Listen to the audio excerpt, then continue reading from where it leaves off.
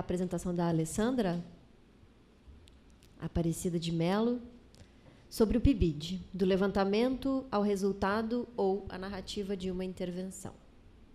Meu nome é Alessandra, eu sou graduada em Filosofia pela Unicamp, atualmente faço mestrado em Educação, sou supervisora do PIBID, da Faculdade de Filosofia da Unicamp. Inicialmente, eu vou ler um breve trecho para vocês que contextualiza o trabalho, e depois a gente passa aos slides falando do trabalho que foi desenvolvido na escola, uma escola pública na cidade de Campinas, da rede estadual. O que justifica a presença da filosofia como disciplina no currículo do ensino médio é a oportunidade que ela oferece aos jovens estudantes de desenvolverem um pensamento crítico e autônomo. Em outras palavras, a filosofia permite que eles experimentem um pensar sobre si mesmos, isso segundo Silvio Galo. E é isso que possibilita aos alunos a autonomia de pensamento. A filosofia é uma matéria particular, pois seu objeto de estudo tem uma trajetória que remonta a mais de 2000 anos e que remete a questões fundamentais da natureza humana e que são sempre atuais, seja em qualquer lugar do mundo ou tempo histórico. A criação de conceitos é o trabalho da filosofia, como definiu Deleuze em sua obra O que é Filosofia. É esse trabalho que propicia o exercício da criatividade ao fomentar a potência do pensamento e ao permitir que novos pensamentos surjam. O filósofo Foucault chama de exercício de si, no pensamento, o trabalho filosófico. O ato de conhecimento, o ato de intervir sobre a realidade, é o que possibilita conhecê-la, pois é uma dimensão da realidade em que ela se apresenta como processo de criação, o que faz com que o mesmo movimento, conhecê-la, seja participar do seu processo de construção. A aula de filosofia, partindo dessa criação de conceitos, busca que os alunos deem respostas a problemas reais e é tal como uma oficina de experimentação. Na prática, vai muito além de uma transmissão de conteúdos, onde o professor é emissor e o aluno mero receptor desses conceitos, pois é da ordem do acontecimento ao refletir sobre problemas reais e vitais. O processo criativo nessa aula é extremamente importante e é o que move o pensamento em relação ao problema a ser conceituado e que permite ao aluno pensar, reinventar e, quem sabe, até mesmo criar seus próprios conceitos. A primeira das etapas do método de trabalho que Silvio Galo propõe, com base em suas leituras de Deleuze, para o trabalho em sala de aula, é a sensibilização do aluno sobre o tema a ser tratado.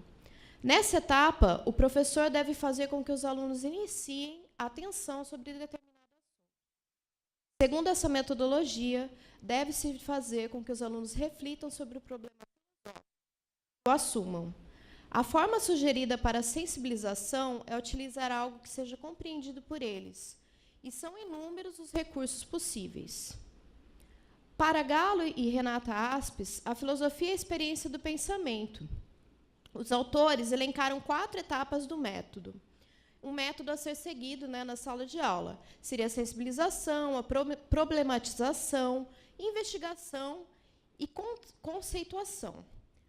A etapa de sensibilização é o comprometimento afetivo com o tema a ser trabalhado, tomando como seu.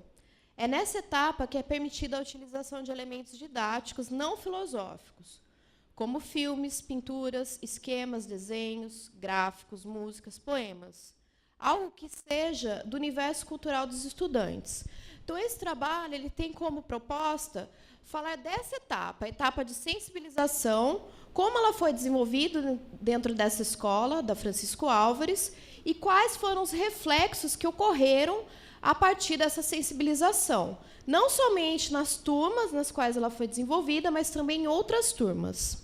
Então, o programa de iniciação à docência da Faculdade da Unicamp, de Filosofia, desenvolveu parte das suas atividades nessa escola, Francisco Álvares. É uma escola rural, que está situada na cidade de Campinas, num bairro chamado Vila Holândia.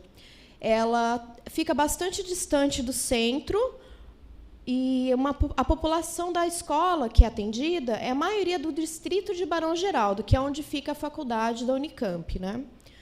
Nas instalações, tem biblioteca, laboratório de informática também, e foram atendidas 3 turmas. O primeiro, série B, o segundo A e o terceiro ano também, uma média de 30 alunos por turma. Foram desenvolvidas 6 aulas, com os objetivos de apresentar aos alunos argumentos com quais fosse possível uma reflexão que fosse possível que eles se posicionassem em relação à determinação ou autodeterminação.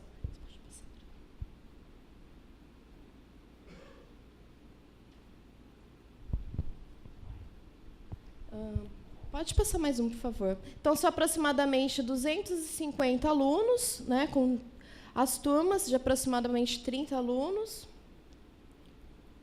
Como que funcionou a intervenção na escola? Primeiro, foi feita a elaboração de um plano de trabalho pelos bolsistas do PIBID. Então, nós passamos um tempo, junto com a coordenação e com os bolsistas, desenvolvendo como se daria essa intervenção na escola. Foi determinado que seriam duplas que atuariam em cada uma das turmas, né? Então, cada uma das turmas, um par de bolsistas ficou responsável. No caso, Felipe e Dalmiro, Natália e João, o Gustavo e o Reginaldo. Para que fosse possível isso, foi percorrida uma trajetória argumentativa, né? Porque a ideia final era o quê? Que eles pudessem produzir uma redação com o tema de liberdade ao fim de todas essas aulas. É importante frisar que a participação dos alunos não foi vinculada a nota, a conceito nenhum. Foi feita dentro das aulas de filosofia, mas eles tiveram uma participação espontânea. Eles sabiam disso, que eles não estavam sendo avaliados. Então, esse interesse deles em participar, em produzir as redações e os diversos textos ao longo dessa trajetória foi facultativa. Então, nós escolhemos um mote para poder fazer essa sensibilização. E o mote foi um incidente que ocorreu com a travesti transexual Verônica, que sofreu grande violência por parte da PM do Estado de São Paulo. A Verônica teve uma briga com a vizinha, uma briga muito violenta com uma senhora idosa. Nós não focamos na briga, mas sim o que aconteceu depois que ela foi presa pela polícia. Ela sofreu preconceito, sofreu homofobia, teve seus cabelos raspados, apanhou até ficar desfigurada, foi obrigada a ficar sem blusa, passou por uma transformação, então ela tinha seios, né? Teve os seios expostos e, por fim, foi detida em uma cela com presos do sexo masculino. Aí temos a imagem da Verônica antes e depois de ter sido presa pela polícia, né? O que aconteceu com ela? Vocês podem observar que ela foi bastante machucada. Qual que era o mote, então, o objetivo de trabalhar esse tema dentro da sala de aula? É possível autodeterminação? A Verônica pode definir qual é o seu gênero, né? Ou não? Ela realmente tem que ser tratada como uma figura masculina, ser tratada dessa forma pela PM, porque trata-se de um homem e pronto, né? O que aconteceu dentro dessa discussão na sala de aula? Porque eu estou falando especificamente dessa etapa da sensibilização. Os alunos ficaram, primeiro, chocados, né, vamos dizer assim, por nunca ter tratado desse tema. E também eles passaram a se questionar. A gente trabalhou outros textos, também outras informações. Por exemplo, que existem pessoas que têm o órgão sexual ambíguo. Eles não sabiam que existiam pessoas que cromossomicamente são ambíguas, né? Não têm determinado seu sexo biologicamente. Estava, então, linkado ao currículo do Estado de São Paulo. Tivemos o cuidado de ver como esse tema da liberdade poderia estar sendo trabalhado em cada uma das séries. Então, qual que era a proposta no primeiro ano? Práticas de cidadania e respeito às diferenças, discutir a condição estética e existencial dos seres humanos, identificar e discutir problemas do Estado brasileiro e relevância dos direitos humanos. No segundo ano, autonomia e liberdade, identificar e criticar práticas de humilhação social, construir argumentação crítica sobre as práticas sociais, discriminação e preconceito, identificar e criticar práticas de humilhação social, construir argumentação crítica sobre as práticas sociais, de discriminação e preconceito. E, no terceiro ano, identificar situações de desigualdade social, sobretudo no Brasil, e abordá-las de uma perspectiva problematizada. Distinguir as diferentes concepções sobre a ideia de liberdade, relacionar a liberdade política por meio de mediação do conceito de democracia e desenvolver habilidades de escrita, expressão oral na abordagem de temas filosóficos. Qual é o reflexo desse trabalho que ocorreu dentro da escola, que vai muito além da produção de textos, né? Uma grande discussão dentro da sala de aula, das turmas em que foi abordado esse tema, sobre essa questão da homofobia, sobre a questão da liberdade, da autodeterminação, de um indivíduo poder se autodeterminar, se colocar com aquilo que ele identifica.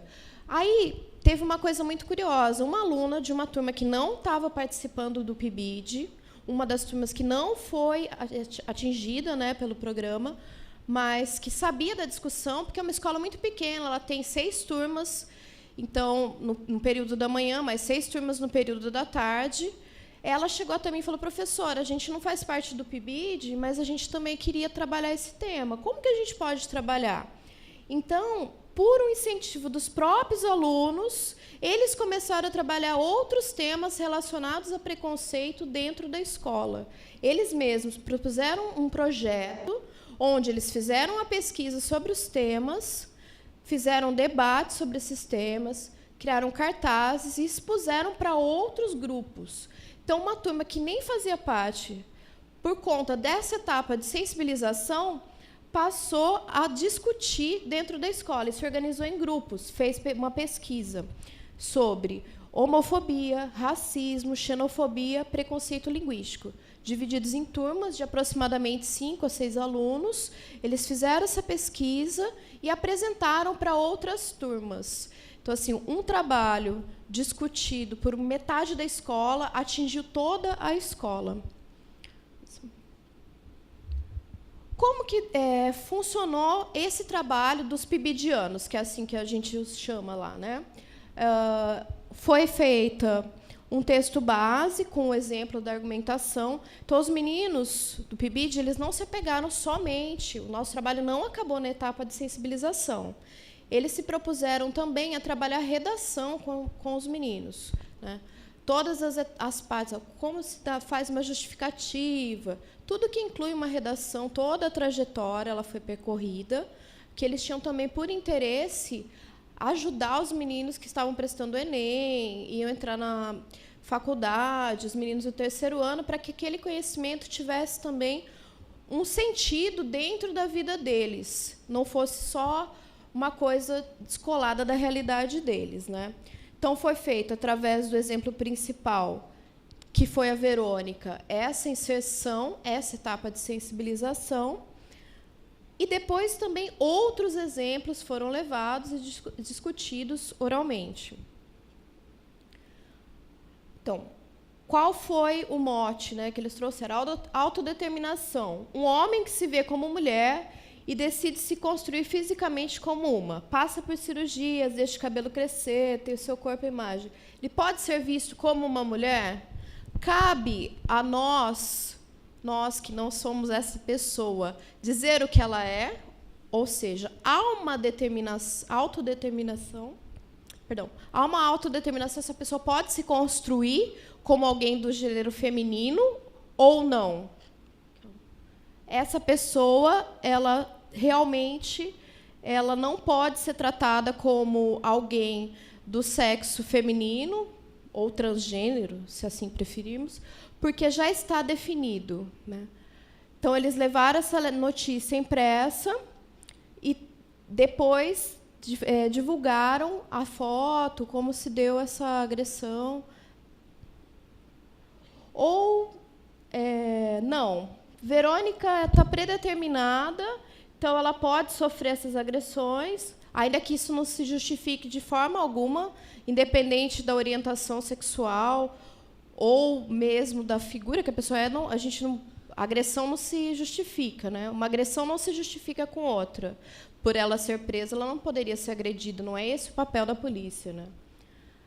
Então, apesar de ter conquistado seu espaço como mulher, ela ainda é vítima de preconceitos e não é vista como ser humano que é.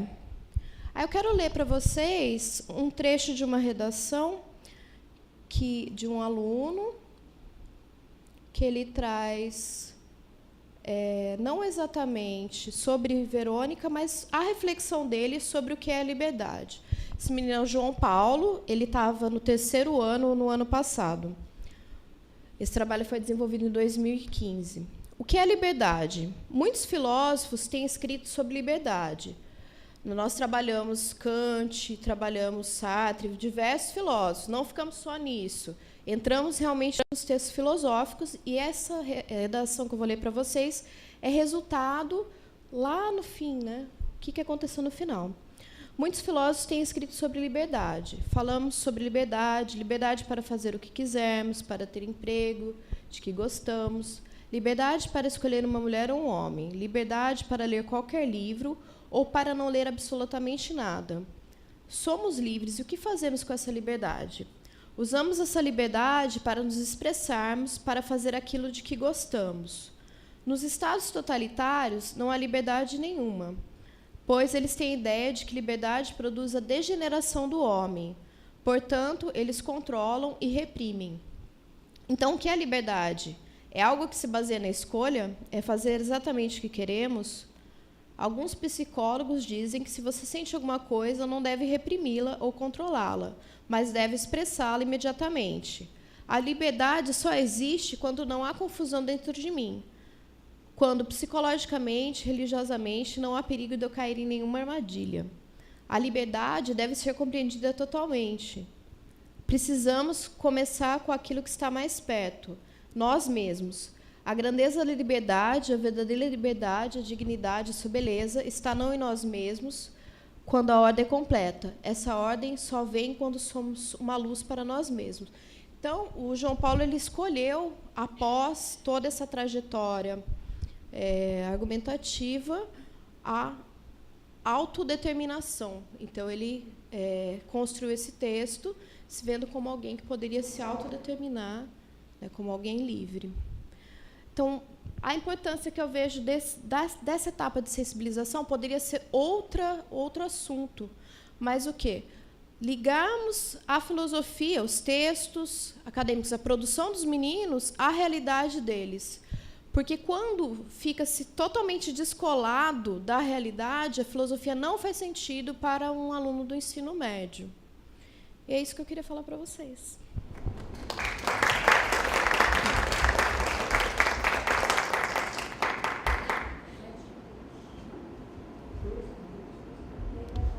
Eu também adoro gênero.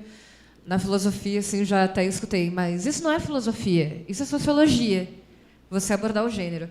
E, para ser bem específica, só comentar rapidamente que, quando eu apresento gênero nas escolas que eu trabalho, tem sempre uma barreira. E o incrível é que não é por parte dos alunos, é por parte dos professores. Eu gostaria de saber se isso também aconteceu no seu projeto. Pelos professores, não. Esse foi um assunto que ele foi tratado dentro da escola, não somente dentro da minha disciplina, mas dentro de outras disciplinas também. Mas teve uma professora da escola que ela foi reprimida, até mesmo ameaçaram de fazer uma denúncia, porque diziam que ela queria mexer na orientação sexual dos alunos por tratar de gênero dentro da escola, uma professora de história. Mas os alunos aceitaram muito bem, os professores também trabalharam tranquilamente, mas com os pais foi um tanto quanto problemático. Não dentro da minha aula, mas em outra matéria. Posso eu fazer uma rapidinho? A minha pergunta tem a ver com... Eu não me lembro exatamente de todos os passos, a sensibilização, e aí os últimos são a problematização e a conceituação. Qual que está faltando? Não são 4? Bom, seja como for, a minha pergunta é assim. Eu sou de... entendo as coisas em termos metodológicos um pouco diferentes, então a minha pergunta é realmente para entender. Por que chama de sensibilização uma fase onde já está acontecendo produção argumentativa dos alunos? E essa é uma. A outra é... Porque quando você começa, você diz, a sensibilização consiste em fazer esse contato com a vida dos estudantes, a gente mostrar para ele, né, ver um filme, uma coisa... Não. Mas isso é outra coisa, não é? Se você já está... Quer dizer, me parece que já avança um pouco, né? É só por que chama sensibilização isso? Essa seria uma. E a outra é... Eu já esqueci. Eu estou tão cansada. Espera aí. Responde essa, eu vou pensar na outra. Então, sensibilização, porque a ideia é de colocar um tema próximo da vida dele, né? Uma notícia de jornal. Então, assim, essa é uma notícia de abril do ano passado. Quando ela entrou na sala de aula, ela era fresquinha, né? Então, era uma coisa que eles tinham visto. Daí, olha, vocês viram? Apareceu no Face, apareceu no Google, apareceu em vários lugares. Vocês leram o texto, vocês escreveram, mas já foi mais coisa. Você fez pouca coisa. Aqui eu mostrei um pouquinho o que está além disso, o que chegou no fim, né? Mas eu queria tocar mais o quê? Como que a gente pode trabalhar uma notícia cotidiana a partir disso, isso como mote para desenvolver várias outras coisas e adentrar dentro do campo da filosofia mesmo. Não seria, por exemplo, problematização, ainda não estaria nisso que você respondeu. Não, porque eu não trouxe os textos filosóficos que a gente utilizou. A outra eu realmente esqueci. Ok, sim. Vamos. Desculpa, vamos continuar conversando então depois com a Alessandra para não interromper assim, dessa maneira, ok?